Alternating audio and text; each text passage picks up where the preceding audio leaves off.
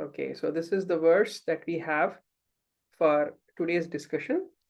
So this is, I'm reading from Canto 1, Chapter 3, text number 40. This is how the verse goes. Idam Bhagavatam nama Puranam Brahma Sammitam Uttama Shloke Charitam Chakara Bhagavan Rishihi Nishreyasya Lokasya Dhanyam Swastyenam Mahat. So Idam Bhagavatam nama. So this book called as Bhagavata, it is the literary incarnation of God, and it is compiled by Srila Vyasadeva, who is also an incarnation of God. It is meant for the ultimate good of all people, and it is all successful, all blissful, and all perfect. So this is the book that we are discussing, it is meant to give ultimate good for all people, and it will make us, successful, blissful, and all perfect. Dhanyam, Swastyayanam, and Mahat, right? These are three things that you will experience when you study Bhagavatam. So let's see what Prabhupada has to say about this. Lord Sri Chaitanya Mahaprabhu declared that Bhagavatam is the spotless sound representation of all Vedic knowledge and history. So Chaitanya Mahaprabhu, he would, many times he would, in fact, in one verse that glorifies Mahaprabhu also, it says that Bhagavatam, Srimad Bhagavatam, Amalam Puranam. Amala means without any contamination, spotless. And Chaitanya Mahaprabhu himself, he would always relish reading Bhagavatam. In fact, Chaitanya Mahaprabhu, who the Gaudiya Vaishnavas understand as the secret incarnation of Lord Krishna. If you remember, in our last discussion, we studied about different kinds of avatars. And like Vyasa also is a Shaktavesha avatara, as Prabhupada pointed out here, right? One who is empowered by the Lord's writing potency, the Shastric potency is what Vyasadev manifests. And Chaitanya Mahaprabhu, he is known as the Chan avatar, or the secret incarnation. Because, why secret? Because even though he is the Supreme Personality of Godhead himself, he comes in the mood of a devotee. And therefore, many times he hides his divinity. And yet, that same Supreme Lord, and when he comes, he doesn't come alone, he comes with all his associates. And Radharani, she, in this particular Lila as Chaitanya Mahaprabhu, she appeared as one of Mahaprabhu's very close associates known as Gadadhar Pandit. And both Chaitanya Mahaprabhu and Gadadhar Pandit, they would relish reading Srimad Bhagavatam together. Right? So that is the speciality of this Bhagavatam. When Krishna comes in the mood of a devotee, how does he experience devotion? He prefers to read Srimad Bhagavatam. That is how exalted a scripture this is. Right? And therefore Prabhupada continues, they are selected histories of great devotees who are in direct contact with the personality of Godhead. Right? Interesting choice of words Prabhupada uses. These are selected histories. Many times the word that is often used is selected mythologies, but these are not myths. Right? These are not some made up stories, but rather these are factual historical records. Right? Therefore, Srimad Bhagavatam is the literary incarnation of Lord Krishna and is therefore non-different from him. Srimad Bhagavatam should be worshipped as respectfully as we worship the Lord. Right? Very powerful statement Prabhupada is making here. It's easy to, especially if you're born in India, it's easy to show a lot of respect when you go to a temple, when you see the deities. Or maybe if you go to a holy dham, usually devotees, they like to bow down immediately when they go to a holy place, just to humble themselves in front of the holy dham, put the dust of the holy dham on their forehead. Right? These are the ways we show respect. Or if you see a very great personality, it's easy to show respect to them. But, can we show the same level of respect to a book? In fact, can you understand what this statement Prabhupada is making? Srimad Bhagavatam, when Prabhupada says Bhagavatam should be worshipped as respectfully as we worship the Lord, means just as we worship the deities of the Lord with the same level of reverence, we should worship even this book Bhagavatam. right? So when the deity's arati is going on, you don't just doze off to sleep, or when the arati is going on, you notice everybody's eyes are glued, they're fixed to the altar, they're looking every single upachara, every single act of the worship going on, right? With the same level of attention, we should be absorbed even during hearing of Bhagavatam. Thereby, we can derive the ultimate blessings of the Lord uh, through its careful and patient study, right? Very, again, interesting choice of words. Careful and patient, right? Uh, Careful, we understand. Why is Prabhupada using patient study? Because many times, owing to our Rajoguni nature, we want everything now.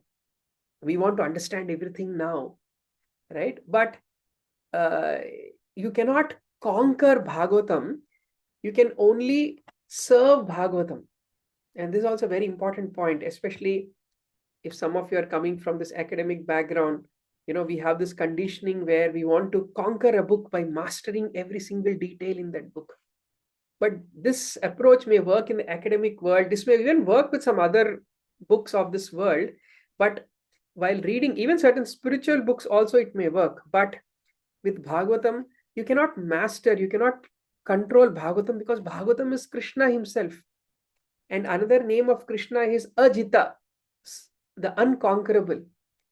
Right? So to think you can master Bhagavatam means you think you are trying to conquer Krishna through your intelligence. That's not the mood of approaching Bhagavatam. The mood of approaching Bhagavatam is to absorb your mind in Bhagavatam and surrender your consciousness to the transcendental sound vibration of Bhagavatam. That is how we worship Bhagavatam, right? When you worship a deity, you invest your consciousness, your body, mind, and words in the activities, in the whole worship methodology. When you are worshipping the book Bhagavatam, right, you invest your intelligence, your mind, your absorption, your consciousness into the subject matter of that book. That's what Prabhupada meant by careful and patient study. As God is all light, all bliss, and all perfection, so also is Srimad Bhagavatam. We can have all the transcendental light of the Supreme Brahman Sri Krishna from the recitation of Srimad Bhagavatam, provided it is received through the medium of the transparent spiritual master. Lord Chaitanya's private secretary, Sri Swarup Damodar Goswami, advised all intending visitors who come to see the Lord at Puri to make a study of Bhagavatam from the person Bhagavatam. Person Bhagavatam is a self-realized bona fide spiritual master, and through him only one can understand the lessons of Bhagavatam in order to receive the desired result. And this is such a powerful point which we cannot sufficiently emphasize, because the ordinary books of this world, it just requires some intelligence to comprehend. But books like Bhagavatam, and specifically more so Bhagavatam, is a book that reveals itself according to a state of your consciousness. And therefore, it has to come from a pure source of consciousness, right? And that's why, because if you think about it, what is a book? A book is ultimately paper with some ink on it, right? And paper is material energy, matter. Ink is also matter. The words, the text, the font is all products of this world. They are all matter. They are all quote unquote material. So one may ask, how can book, which is matter, words, which are matter, right? And even the sound that you are hearing is just vibration of matter, vibration of air molecules. How can so many material things cause spiritual transformation? Right? Because material things can affect you at material plane. Material vibrations can affect you on material plane, right? That's why if you just hear Bhagavatam from a professional reciter or a professional speaker, at best, you may get some intellectual titillation. But if you want heart transformation, then we have to ensure that this Bhagavatam is coming from a pure source. Why? Because Bhagavan's, the Chit Shakti, the spiritual potency of the Lord, it carries from the spiritual world down in this material world into your heart, into your consciousness, when the connection between the Lord and us is a pure connection. And that's the role a spiritual master plays. That's the role this person Bhagavatam, Prabhupada calls it, very interesting word here. There is the book Bhagavatam and there is the person Bhagavatam. Who is a person Bhagavatam? Who lives by the teachings of the book Bhagavatam, who's an embodiment of the book Bhagavatam. In fact, for you to get conviction in the book Bhagavatam, you need to see a person Bhagavatam, right? And that's what makes these such pure personalities so special. They are the carriers of this Bhagavan's Chit Shakti, and they transfer into your heart, and that causes transformation in your consciousness. And that is why you cannot just hear Bhagavatam from some academic sources or some intellectual sources or some professional source. It has to be coming from a person who is connected to that tradition, who's connected in that parampara, who's carrying that para sound, who's carrying that chit shakti, the spiritual potency. Only through such a person can one understand and receive the derived results. One can derive from the study of Bhagavatam all benefits that are possible to be derived from the personal presence of the Lord. It carries with it all the transcendental blessings of Lord Krishna that we can expect from his personal contact, right? And that is how, imagine literally if Krishna were to come before you, whatever reciprocation you would have, and imagine Krishna comes and he leaves the room, right? So the after effect you will have of having met Krishna, the same kind of effect can be recreated by absorbing our consciousness in the verses of Srimad Bhagavatam. That is why Vyasa is calling this as the literary incarnation of the Lord. It is non-different from the Lord, right? It is Puranam Brahma Samhitam. It is the direct manifestation of the Supreme Personality of Godhead. So what is the genesis of this book? What is the history of this book? How did this discussion start about? So in the beginning of Kali Yuga, some great sages led by Shaunaka and many other such sages, they foresaw that, this upcoming age of Kali, it's a very, very treacherous age. In fact, as Bhagavatam itself very beautifully summarizes, the sages, they explain the nature of this Kali Yuga. He says, Prayena Alpayusha Sabhya. The nature of this age of Kali, people have Alpa Ayusha, which means they have very, very short duration of lifespan. And not only is our duration short, right? You may think, okay, what's wrong with short duration? Maybe I will perfect my life even in short duration of life. But not only are we having short, but then we says this Kalau Asmin Yuge Jana Manda Sumanda Matayo Manda Bhagyahi Upadhrita, that people are quarrelsome, lazy, misguided, unlucky, and most importantly, they are Upadhrita, always disturbed. Amazing how these sages could capture the psychology of the 21st century, modern man. Because look, this is literally us. There is always some quarrel going on. Just look at the news. Wars going on everywhere, right? People are so lazy.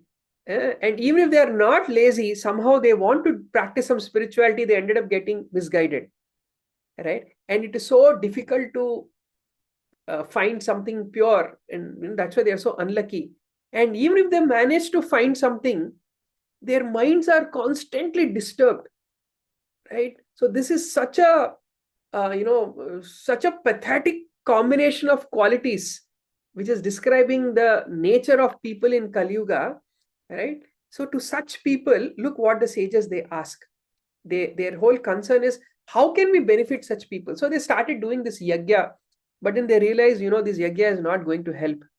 Because all they got from that yajna, from that fire yajna, is their faces became black from the soot, but nothing of substantial benefit came, because they really wanted to help all the people of this Kali Yuga. not just the immediate people who are living there, but all the people.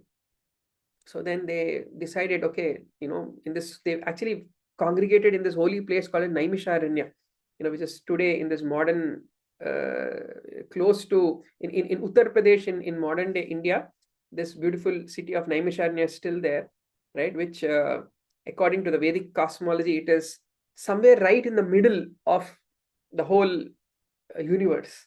It's literally like the hub of this whole universe. So any auspicious activity done there will have effect. The geography is so powerful there that it has effect all over the universe. So with such good intentions, they came to do this yajna. And then seeing that this fire sacrifice is not helping them, and perplexed, exactly at that moment of perplexity, another great soul walks into that arena, whose name was Suta Goswami. Suta Goswami was a very, very advanced soul, because he was wise in all this Puranic knowledge. And Tô ocupado, tô numa aula. and, Esqueci, pode desligar. Hare Krishna. Ai, sorry. Yeah. So exactly. This is what happens in Kali Yuga.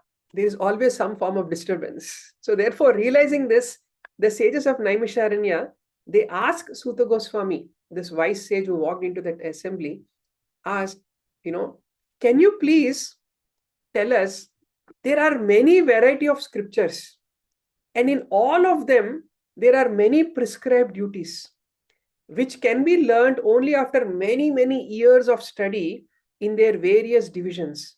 Therefore, O sage, please select the essence of all the scriptures and explain it for the good of all living beings, so that by such instructions, these people's hearts may be fully satisfied. Because right now we are so disturbed, please satisfy all our hearts. That's the appeal that these sages of Naimisharanya, they ask Suta Goswami, right? And what is it that Yenatma Suprasiddhi, what is it that purely satisfies the heart, that we already discussed in our first class, where we discussed how it is ultimately that pure bhakti, that ahetuki apratihata bhakti, that unconditional, unmotivated bhakti, is what that satisfies the heart at the end of the day, right? So what is that one scripture that can present that form of bhakti, right? And that is the description that Suta Goswami, he continues narrating this Bhagavatam. And of course, they ask so many other questions. I will jump to the last verse of this chapter, which is also very relevant for our today's discussion. So they asked that how, now that Krishna has left this planet, right? Bruhi Yogeshware Krishne. So now that Sri Krishna, the absolute truth, the Yogeshwara, the master of all mystics, now that he has departed for his own abode, because Krishna, remember, this whole episode happened just after Dwapar Yuga. Kali Yuga just started. And at the end of Dwapar Yuga, Lord Krishna, he departed from this world. He performed his Lila of so-called disappearance, right? So he departed for his own abode. Now, please tell to us whom the religious principles have now gone for shelter, right? So just today, something funny happened.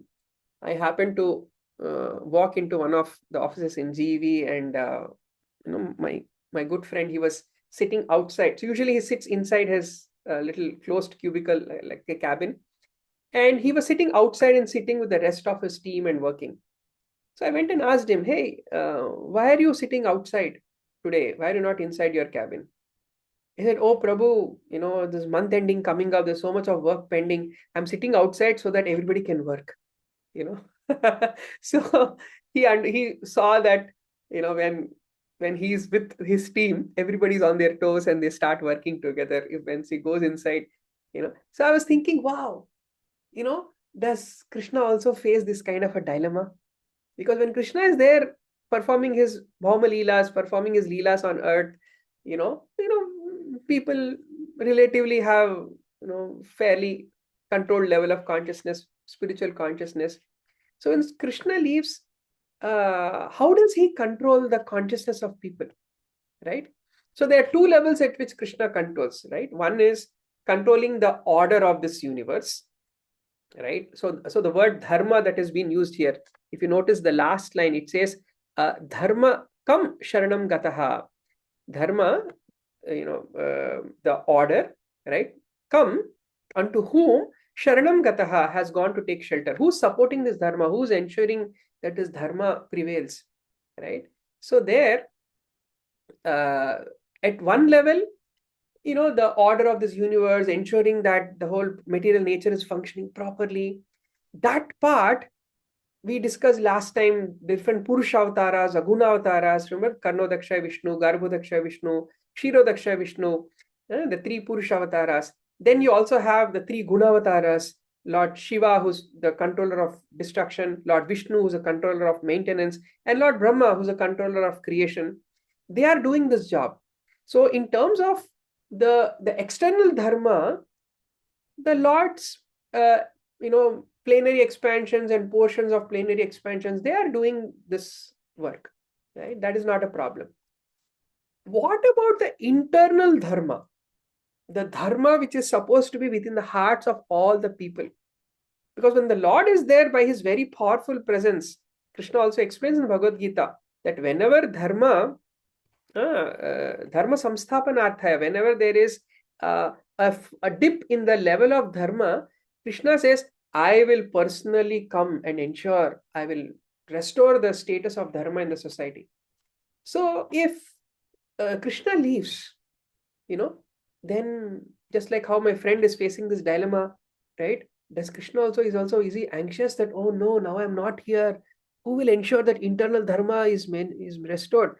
How will we inspire the right kind of consciousness in the hearts of people, right? So for that, you may think, oh, if Krishna has left, is Krishna no more accessible to people?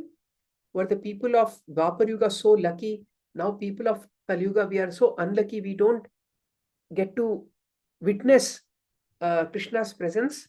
Well, that's where another very, very special verse, there's two verses later, Suta Goswami, he says, Krishna Swadhamna Upagate, Lord Krishna, having returned to his own abode, Dharma Jnana Devi Saha, along with Dharma and Jnana, because as whenever the Lord is present, knowledge and religion are prevailing there. But then when Lord leaves, along with him, certain level of Dharma Jnana also goes away. But Kalau Nashta Disham Esha, right? But then those people who have lost their vision due to this darkness of this Kali Yuga, Purana Arka Adhunotita, that this Arka means the sun, like Purana, because when there is darkness, no matter, in the night time, no matter how many lights you switch on, right, you still cannot get complete visual clarity. Right? Even if you were to switch on all the lights in all the homes, right, still you will not have perfect vision. The only thing that can help you in the darkness of the night is the rays of the sun. That's why sun is such a powerful metaphor always used in the Vedic literature. Sun signifies wisdom, knowledge, empowerment, the new beginning, the dawn of wisdom, right? So this Purana Arka, this sun-like Purana, has Uditaha, as arisen just now. What is this? It is this Bhagavat Puran. So this is a very, very special verse that way, explaining that how this Bhagavat Puran is not an ordinary Puran. It is the incarnation of the Lord which has come. It is like you can say, last time we saw different kinds of incarnations. This is another kind of incarnation. This is the literary incarnation of the Lord. So many of us may be thinking, oh, how do I access Krishna in Kali Yuga? Right? When is the Lord's next avatar scheduled? Right? I want to go and meet him. He is right there on your screen right now as the Bhagavat Puran. Right?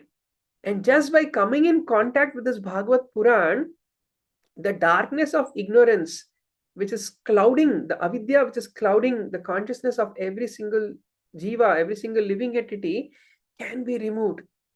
That is the potency of Bhagavatam. And that is why, what is so special, about this Bhagavatam also, let's read this purport. Prabhupada gives some very, very amazing insights about this particular verse.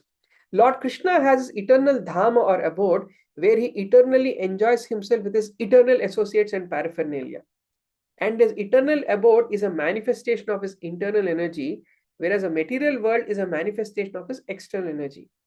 Right? This we discussed many times in the past, even in our courses. He descended on the material world. He displays himself with all paraphernalia in his internal potency, which is called Atmaya. Therefore, in the Bhagavad Gita also the Lord says, he descends by his own potency, Sambhavami Atmamaya. Like you and I, we are born because of material energy. Our karma, the three gunas of material nature, they cause our birth to take place. But for the spiritual Lord, it is his internal energy. His form, name, fame, paraphernalia, abode, etc. are not, therefore, creations of matter. He descends to claim the fallen souls and to re-establish codes of religion which are directly enacted by him. Except for God, no one can establish the principles of religion. Either he or a suitable person empowered by him can dictate the codes of dharma, religion. Real religion means to know God, our relationship with him, our duties in relationship with him, and to know ultimately our destination after leaving this material body. Powerful statement, this one. Because many times people ask, what is religion? Is it just some bunch of rules and regulations, right? Again, we don't want to limit the word religion in the modern context. Prabhupada, due to lack of right words in English, Prabhupada uses the word religion to translate dharma, but dharma is such a deep word. And what is the right dharma? Dharma is not just some, moral code of conduct or some rules and regulations. But this is what dharma means, right? Real dharma means to understand God, to know God, and to know our relationship with him. This is called sambandha, or the science of relationship. We need to know our relationship with him, right? And then after knowing our relationship, to know our duties in relationship with him, that is called as abhideya. And finally, to know our ultimate destination, the goal, the prayojana. This is what understanding dharma means, understanding these three, right? One may practice any form of spirituality or religion for years, but may not understand these three simple basics. Who is God? What is my relationship with him, right? What are my duties? And ultimately, what is my destination? Right? If one does not have clarity about this, then all their practice in religion, spirituality is just a waste of time. So the conditioned souls who are entrapped by the material energy hardly know all these principles of life. Most of them are like animals engaged in eating, sleeping, fearing, and mating. They are mostly engaged in sense enjoyment under the pretension of religiosity, knowledge, or salvation. And even the so-called spirituality is many times just a facade, it's just an external show, because they do not understand the goal of spirituality. The goal of spirituality, as Prabhupada mentioned, this understanding sambandha, abhideya, and prayojan. It's not about, just focusing about how to live a good life here, how to get rid of the problems in my life, or just knowing some abstract philosophical concepts in some with lot of word jugglery. That's not the goal of spirituality, right? They are still more blind in the present age of Kali Yuga. In the Kali Yuga, the population is just a royal edition of animals. They have nothing to do with spiritual knowledge or godly religious life. They are so blind that they cannot see anything beyond the jurisdiction of the subtle mind intelligence or ego, but they are very much proud of their advancement in knowledge, science, and material prosperity, right? In fact, of course, Prabhupada, so that both the extremes Prabhupada is comparing. One extreme is, the modern scientific advancement, right? Science is also good if it helps you understand yourself, right? And spirituality should not be just restricted to do good, be good, how to be happy in this world, material prosperity kind of philosophy, but to go beyond that. These are very important foundations, right? We are not denying them, but these are foundations to go beyond them, not to get stuck at them, right? They can risk their lives to become a dog or hog just after leaving the present body, for they have completely lost sight of the ultimate aim of life. The personality of Godhead Sri Krishna appeared before us just a little prior to the beginning of Kali Yuga, and he returned to his eternal home practically at the commencement of Kali Yuga. While he was present, he exhibited everything by his different activities. He spoke the Bhagavad Gita specifically and eradicated all pretentious principles of religiosity. And prior to his departure from this material world, he empowered Sri Vyasadeva through Narada to compile the messages of Srimad Bhagavatam. And thus, both the Bhagavad Gita and Srimad Bhagavatam are like torch bearers for the blind people of this age. Right? In other words, if men in this age of Kali want to see the real light of life, they must take to these two books only, and their aim of life will be fulfilled. Bhagavad Gita is a preliminary study of Bhagavatam, and Srimad Bhagavatam is a summum bonum of life, Lord Krishna personified. We must therefore accept Srimad Bhagavatam as a direct representation of Lord Krishna.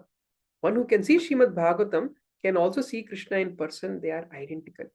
Right? So there are these two books. Many times people get confused. Oh, is Bhagavad Gita same as Srimad Bhagavatam? Right? Because it's also called Srimad Bhagavad Gita. So people get confused sometimes, right? So if Bhagavad Gita are words by Krishna, Bhagavatam is words about Krishna, glorifying Krishna. Right? So one are instructions directly about the Lord. Other are instructions which are glorifying the Lord through the words, through the lives, through the beautiful prayers offered by the various devotees, right? And that's why Krishna is glorified through the lives of his devotees, and that's what Srimad Bhagavatam beautifully captures. And one of the greatest devotee of Lord Krishna is the speaker and the audience of the first Bhagavatam class. Well, technically not the first, but the first important Bhagavatam class. There are some histories to that. We'll not go into all those technicalities. But how did this Bhagavatam even appear, right? So this, Sudha Goswami explains that Sukadeva Goswami, the son of Vyasa, he gave this message to Maharaj Parikshit at the banks of Ganga, awaiting death without food or drink. So it so happened that, long story short, we'll go through this whole story in detail. It's going to come later on in this canto. But Parikshit Maharaj, the great emperor, who's the descendant of the Pandavas, he's the grandson of Arjuna. He one day went for a hunting expedition, and he was thirsty, and he went into this particular sage's ashram, and somehow the sage was absorbed in his meditation. He could not attend to the king, and due to whatever reason, he felt offended. Like, here I am asking just for a water. Now imagine the prime minister or president of a nation comes to your house, and you don't even give them water. So in that moment, he picks up a dead snake and puts it around the neck of the sage and leaves. Meanwhile, the news spreads, and then when the son Shringi, who's the son of this particular sage, when he hears this news that the emperor came and insulted my father by putting a dead snake around his neck, right? So immediately Shringi curses that, oh, you are proud of your royalty and your power. I curse you that in 7 days you will die due to a snake bite. Now, what Parikshit did, was it right or wrong, is beyond our qualification to judge. But what happened after Parikshit got to know about the curse is glorious, and that's what makes him such a great devotee. He could have counter-cursed, he could have negated that curse, but rather he willingly accepts the will of the Lord and says, oh yes, if the Lord wants me to die in 7 days, so be it. And so from the comfort and responsibility of his royalty, instantly he relinquishes all of them, takes the garb of a simple mendicant, sits at the banks of Ganga, awaiting his teacher Sukadeva Goswami. And Sukadeva Goswami, who's the son of Vyasa, he also has an interesting history. We'll discuss this in the next chapter, where some verses glorifying him are going to come. And Sukadeva Goswami walks into this assembly, young 16-year-old boy, but brilliant like the sun, right? And he sits down and starts giving this beautiful discourse on Bhagavatam, because Parikshit Maharaj really he had just 7 days of his life, and he wanted to utilize this, the 7 days to the best of his capacity, right? And in a sense, you can say Parikshit was lucky because he knew when he is going to die. You and I are not so lucky. We don't know when the clock is ticking and when the end time will come, right? So that way, we should understand that how seriously we need to absorb our mind in Bhagavatam. In just 7 days, he wanted something so powerful that he can absorb his mind in Krishna Katha. And so, Sukadeva Goswami, he narrates this entire Bhagavad Puran, glorifying Krishna, his devotees, right? And if you see, though the book is 12 cantos, practically the first 9 cantos, which may seem like a really big part, but in terms of the number of verses, in terms of the volume of the book, the 10th and 11th cantos, they are the biggest part of the entire book, and they only talk about the life of Lord Krishna. So the first 9 cantos, they lead up to understanding Krishna. So all the different avatars of Krishna that we discussed in our previous class, they all their stories, all the Lila avatars, they all Manvantara avatars, they all are discussed. All the Purusha avatars, how the creation happens, right? So there are these 10 important topics that Bhagavatam talks about, right? And then after discussing all that, then the 10th canto, the 11th canto, beautiful pastimes of Lord Krishna are recited. And hearing those pastimes, Parikshit, he gives up his body, right? And this, while this whole narration was being recited by Sukadeva Goswami, Suta Goswami happened to be in that audience. And that's how he heard this message directly from his spiritual master, Sukadeva Goswami. And that's how in Parampara, this knowledge of Bhagavatam coming from Suta Goswami has gone to sages of Naimisharanya, like that. So this is how, this is the history of this particular book, right?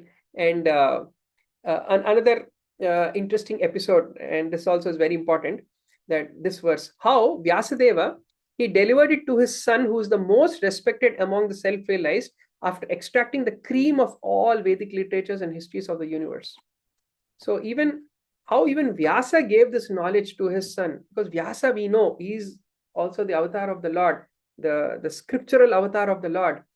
And after having compiled all the Vedas, and after categorized them, Vedic knowledge was already there. Vyasa put it in writing for the first time.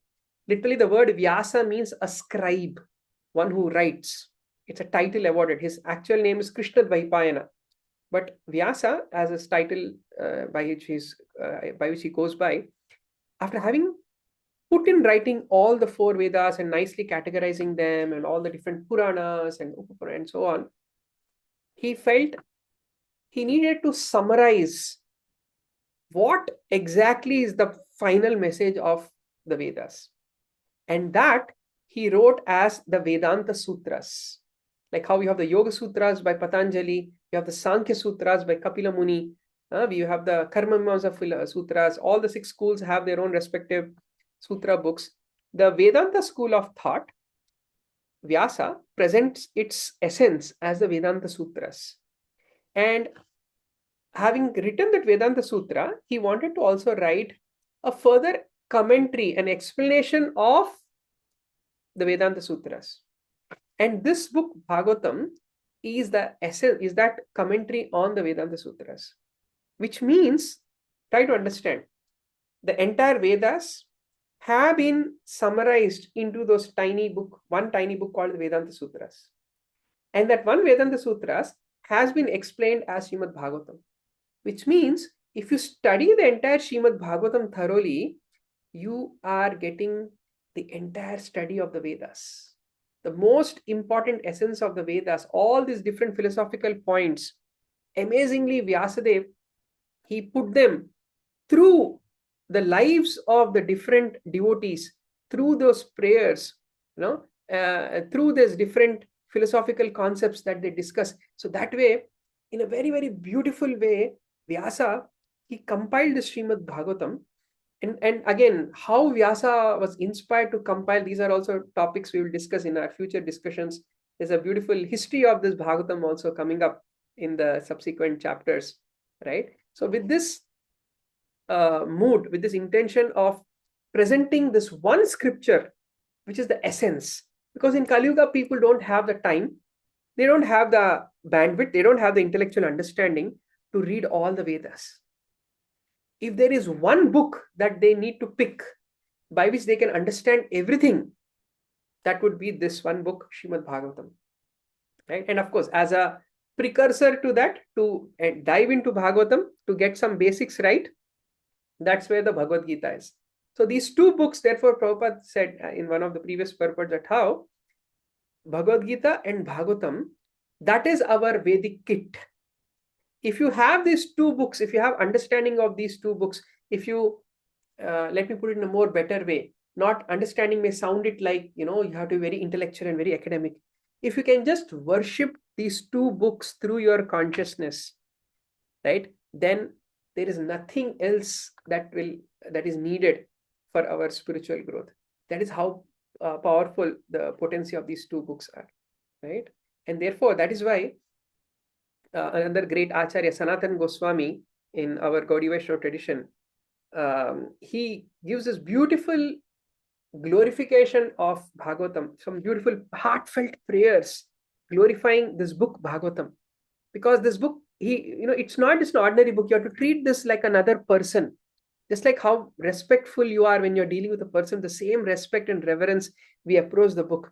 He says that how Sarva Shastrabdi Piyusha, the Shastras are like an abdi, they are like an ocean, and the nectar, the essence of this entire Shastras is this book. When you churn out all the nectar, like the Samudra Manthan, the churning of milk ocean, like that, when the Shastras are churned and the essence has to be brought out, the nectar has to be brought out, that is this Bhagavatam. Sarva Shastrabdi Piyusha, Sarva Vedeka Satphala. Right? So, the most important fruit of the Vedas is this one book.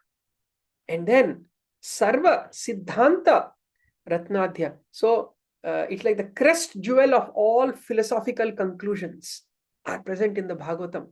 Right? And Sarva Lokeka Dikprada. It is that one book that can provide direction to Sarva Lokeka, to the entire world. It can provide direction. That is how potent this particular book is. And then he says, Sarva Bhagavata Prana. This book is so dear to all the advanced devotees, all the advanced spiritualists, right?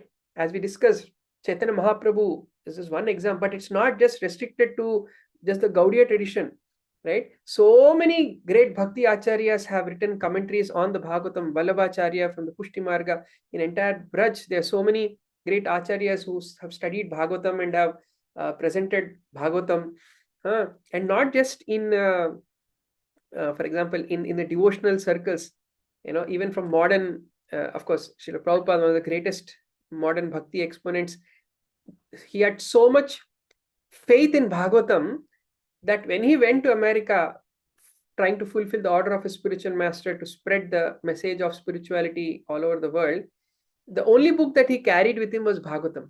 In fact, he was so humble that before leaving for US, he would go to all the devotees and take their blessings, saying, this book, Bhagavatam, is going to America and I am accompanying this book. That is a humility with which he approached, right? He said, I am not going to America to preach. This book is going to do whatever it can do, or it will do, right? And I am just like a postmaster, just carrying this book from one place to another and allowing people access to this book.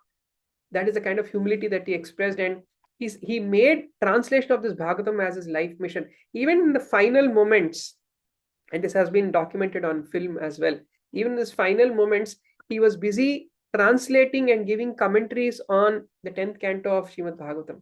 That is how committed he was, understanding that this is the ultimate benediction for the whole of humanity, right?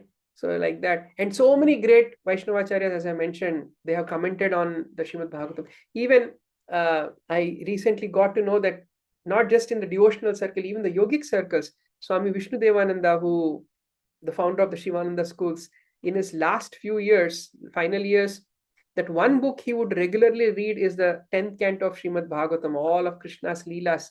And apparently he would be having tears reading those sections of Bhagavatam.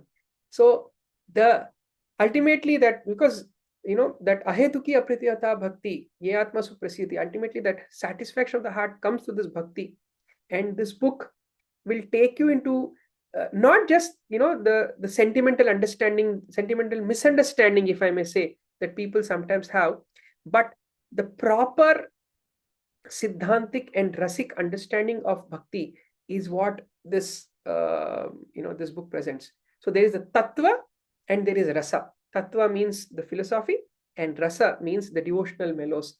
Both are very beautifully harmonized and presented in this book, and that's what makes a study of Bhagavatam so special. And that's the journey we ventured upon. And yeah, so these are few thoughts which I wanted to share in today's discussion. So let's open the forum for any quick questions or comments. If you like, you can put it in the chat box, or if you want to ask, unmute yourself. So I can already see a question in the chat box. Okay, Apurva says, Hare Krishna, we say that the scriptures are like a map. Can we say the same for Srimad Bhagavatam? If so, are we not underestimating it because it is Krishna himself? Can we say it both, a map and the ultimate destination? Can we raise the level of our consciousness and become the devotee simply by dedicated Srimad Bhagavatam study? Okay, too many questions here, Apurva. Okay, so our acharyas describe that how Bhagavatam is non-different from a form of the Lord, starting from the first two cantos, which are like the two lotus feet, all the way up to the 10th canto, which is the beautiful face, which reveals the face of Krishna. So one needs to, just like when you're taking darshan of the Lord, we don't go straight away see the face of the Lord. That's not the proper etiquette. The proper etiquette is you always start from the lotus feet and slowly, with reverence, respecting every inch of the body of the Lord. That's how we come to the face. That is the mood in which we study Bhagavatam also. Starting with the first two cantos, we worship the two lotus feet, and then we come all the way up, right? So in that way, it is not only it is our sambandha, abhidheya and prayojan, all three together. Not only is it giving you the map and direction, it gives you direction, it is also the ultimate destination. And that's the nature of bhakti. That's why, if you remember, in the Bhakti Sutras of Narada also, we discussed this, that how that amritatvat, the nature of bhakti is eternal, meaning that there is nothing aspirant of bhakti yoga wants. By practicing the karma rituals, one wants just purification. By practicing jnana, one may want liberation. And once that liberation is achieved, that jnana is useless. By practicing certain, Ashtanga yoga, one may develop some siddhis, and after developing that siddhis or even entering into a state of samadhi, the yogi gives up, right? Even that Ritambhara prajna, the yogi has to give up, right? That is how Patanjali also describes. But the nature of bhakti is, after practicing bhakti, one wants to continue practicing even more. One does not give it up. And that's the nature of bhakti yoga. Therefore, it is not only the path, but it is also the destination as well, right? All right. If there are any other questions, comments, if somebody wants to unmute. Okay. All right. I guess we are also almost out of our time. So that's it for today's discussion, and we will catch up again next week. I'll post the message in our group. What will be the next topic of discussion? Very, very interesting, where we'll be introducing the speaker of the Bhagavatam. All right. Thank you so much. Hare Krishna.